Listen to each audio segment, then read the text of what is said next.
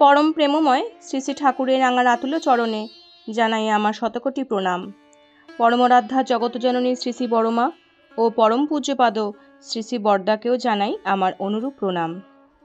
सकल गुरु भाई गुरु बोनदेर श्रोता बंधुदेर जानाई आरो एकबार आमार इष्ट आलोचना चैनेले स्वागत। श्री श्री ठाकुरेर विभिन्न दयार दिव्य काहिनीगुलो आमरा बार बार जेन पड़ेछि, बार बार देखेछि जे तिनी जखन काउके दया दान करें किभाबे तार जीवन एक निमेषे एक झलके पाल्टे जेते पारे। ताई ताके सर्वप्रथमे धरा लागे, तार काछे निजेके समर्पित करते हय। एई आत्मत्याग आमादेर जीवने आमादेरई अनेक काजे लागे। इष्टके आमरा माथाय निये सब समय जेन चलते पारी। आज एरकमई एकटी दिव्य काहिनी आपनादेर सामने बोलबो। लेखाय पीबी गिडवानी। 1967 साल। आमी हिंदुस्तान जीवा गायगी बम्बेते इंजिनियारिंग डिपार्टमेंटे काज करी। এই সময় আমার অধীনে কর্মরত একজন কাঠের মিস্ত্রি শ্রী শ্রী ঠাকুর অনুকূল চন্দ্রের দিব্য জীবন এবং তার অনুরাগীদের মধ্যে প্রকাশিত কিছু অলৌকিক ঘটনার কথা বর্ণনা করেন। মনের বাসনা পূরণ, সমস্যার সমাধান এবং শান্তির প্রত্যাশী অধিকাংশ মানুষের মতো আমিও ভিলে পার্লেতে তদানীন্তন সৎসঙ্গ কেন্দ্রে যাতায়াত শুরু করি। সেখানে শ্রী শ্রী ঠাকুরের পবিত্র পাঞ্জাধারী কর্মী শ্রী চন্দ্রকান্ত মেহতার সঙ্গে দেখা হয় এবং ক্রমান্বয়ে তার মাধ্যমে আমরা পরিবারের সকলে পরম দয়ালের সৎ নাম গ্রহণ করি। এও পরম পিতার অপার করুণা যে আমাদের সকলের তার পবিত্র নাম নেওয়ার ইচ্ছা হয়েছিল। সেই করুণা ধারা আজও সমানভাবে আমাদের ওপর বর্ষিত হচ্ছে। এরপর আমরা প্রায়ই ভিলে পার্লেতে আয়োজিত সৎসঙ্গে যোগদান করতাম এবং মেহতাদার পরামর্শে ঠাকুর দর্শনের জন্য তার লীলাভূমি দেওঘরে যাওয়ার সংকল্প করলাম। 1968 সালের মে মাসে 30 জন লোকের একটি দল নিয়ে দেওঘর রওনা হই এবং মধ্যরাত্রে পৌঁছাই। গরমকাল, স্বাভাবিকভাবেই পথযাত্রাটিও ছিল খুবই কষ্টকর। স্টিম ইঞ্জিনের দরুন সমস্ত শরীরে কয়লার গুঁড়ো এবং ধুলোর আস্তরণ। আমরা সবাই স্নান করবার জন্য ব্যস্ত হয়ে পড়েছিলাম। একটা গেস্ট হাউসে আমাদের নিয়ে যাওয়া হলো। আমাদের অভ্যাস অনুযায়ী থাকার মতো কোনো ব্যবস্থাই সেখানে ছিল না। আমার স্ত্রী রানী সব দেখে শুনে একেবারে বেঁকে বসলেন এবং ফিরে যাওয়ার ইচ্ছা প্রকাশ করে ফেললেন। যাই হোক, তাকে বুঝিয়ে সুঝিয়ে কোনো রকমে প্রাতকৃত্য সমাপন করলাম এবং শ্রী শ্রী ঠাকুরের দর্শন প্রণাম করে ওই দিনই ফিরে আসা স্থির করলাম। হঠাৎ এক ভদ্রলোক গাড়ি নিয়ে হাজির হলেন এবং বললেন শ্রী শ্রী ঠাকুর পাঠিয়েছেন জিনিসপত্র সহ আমাদের অন্য জায়গায় নিয়ে যাওয়ার জন্য। আমরা তো হতবাক, কি করে ঠাকুর আমাদের এই অসুবিধা এবং সমস্যার কথা জানতে পারলেন?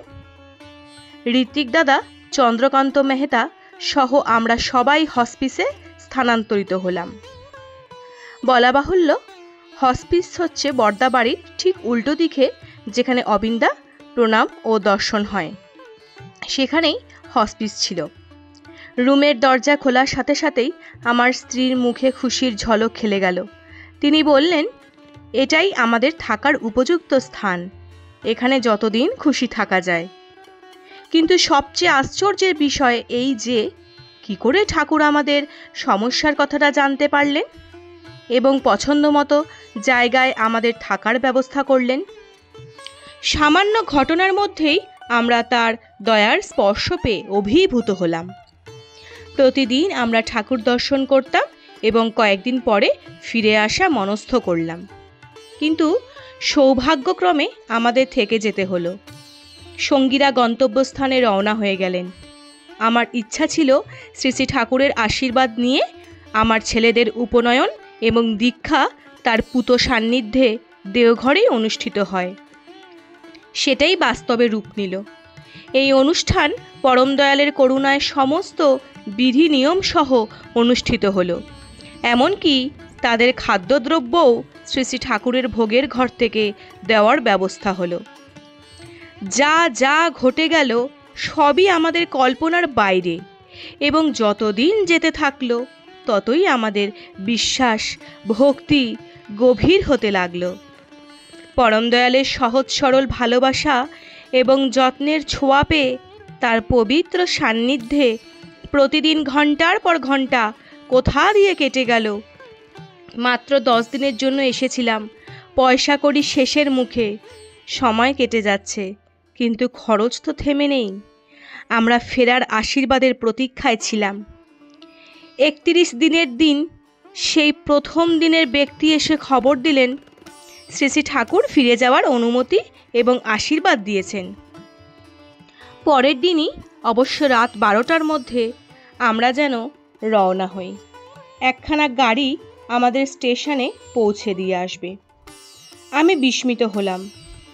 পকেটে মাত্র 10 টাকা, আর যাওয়ার আশীর্বাদ হলো। কারুর সাথে এখানে আমার পরিচয় নেই। লজ্জায় কাউকে পয়সা কড়ির ব্যাপারটা বলতেও পারলাম না।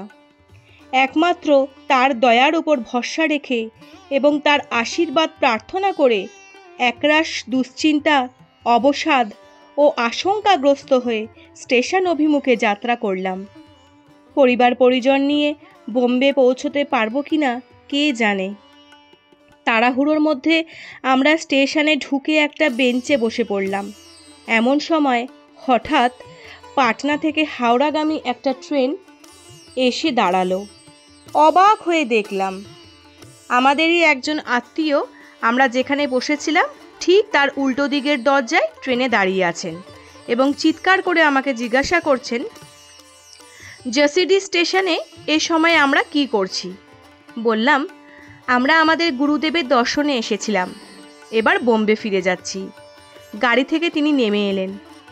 ভাবছিলাম আমার টাকার সমস্যাটা তাকে বলবো কিনা, এবং মরিয়া হয়ে যখন প্রায় বলে ফেলতে যাচ্ছি তখনই তিনি পকেট থেকে 5,000 টাকা বের করে বললেন তিনি একটা বিজনেস ট্যুরে যাচ্ছেন, তার মাকে এই টাকাটা পাঠাতে চান, কিন্তু যেহেতু আমরা তার আগে বাড়ি পৌঁছাবো সেজন্য তিনি আমার হাতে দিয়ে যাচ্ছেন। তাছাড়া টাকা পয়সা নিয়ে ভ্রমণ করাটাও তো নিরাপদ নয়। তিনি টাকা দিচ্ছেন দেখে আমার কিছু টাকার প্রয়োজনের কথা বললাম। তখন তিনি বললেন যে যা দরকার আমি এখান থেকে নিতে পারি, বোম্বে পৌঁছে ফেরত দিলেই হবে। এই সব কথা শেষ হতে না হতেই ট্রেনের বাঁশি বেজে গেল। তিনি ট্রেনে উঠলেন এবং আমাদের দৃষ্টির বাইরে চলে গেলেন। আমরা হতবাক হয়ে অশ্রু বিসর্জন করতে থাকলাম আর ভাবতে থাকলাম, কেন ঠাকুর তড়িঘড়ি করে এই নির্দিষ্ট সময়ের মধ্যে ট্রেন ধরার জন্য আমাদের পাঠিয়ে দিয়েছিলেন। তিনি পরম দয়াল, কতভাবে আমাদের পরিপূরণ করেন তিনি, তবুও আমরা তার মহিমা বুঝি না। আমরা যদি সম্পূর্ণভাবে তার চরণে আত্মসমর্পণ করি তাহলে কোনো কিছুর জন্যই আমাদের চিন্তা করতে হয় না। অর্থ, মান, যশের অভিভূতিতে আবদ্ধ আমি। পরম দয়াল তার সান্নিধ্যে রেখে প্রায় কপর্দক শূন্য করে বৃত্তি প্রবৃত্তির অক্টোপাস থেকে মুক্ত করে দিলেন। আবার দয়া করে বাড়ি যাওয়ার ব্যবস্থা করে দিয়ে তার অপার মহিমা চাক্ষুষ করালেন। সেই জন্যই প্রথম থেকেই শ্রী শ্রী ঠাকুরকে চোখ বন্ধ করে তার কাছে স্যারেন্ডার করতে হয়। এই আত্মসমর্পণের মধ্য দিয়েই আমাদের অনেক কিছুই সুপ্ত চাওয়া মিটে যায়, যেগুলো মুখে আর আলাদা করে প্রকাশ করতে হয় না, ঠাকুরের কাছে আলাদা করে আর চাইতে হয় না। চাহিদার শেষ নেই। আর সেই চাহিদার পরবশে আমরা ভুল বুঝে ঠাকুরের স্পর্শে ঠাকুরের চরণে আসতে চাই না। কেন জানি না, আমাদের সব কিছু লোভ, মোহ, মায়া, সংসারের সব কিছু জ্বালা যন্ত্রণা এগুলো যেন ঠাকুরের থেকে আমাদের দূরে করে রাখে। কিন্তু সব কিছু এক পাশে করে দিয়ে আমরা যদি তার চরণে আসতে পারি তাহলে জীবনের সমস্যা, কষ্ট, দুঃখ, জ্বালা যন্ত্রণাগুলো অনেকটাই কিন্তু বিলুপ্ত হয়ে যায়, অনেকটাই লাঘু হয়ে যায়। তাই জন্যেই শ্রী শ্রী ঠাকুরকে ধরা, তার কাছে আসা, তার মহিমার অপার করুণা আমরা মাথায় নিয়ে চলতে পারলেই অনেক কিছু আমাদের সমস্যার সমাধান, মনের বাসনা পূরণ হয়। আজ এই পর্যন্তই। ভিডিওটি ভালো লেগে থাকলে শেয়ার করার অনুরোধ রইল। সবাই সুস্থ ও ভালো থাকবেন।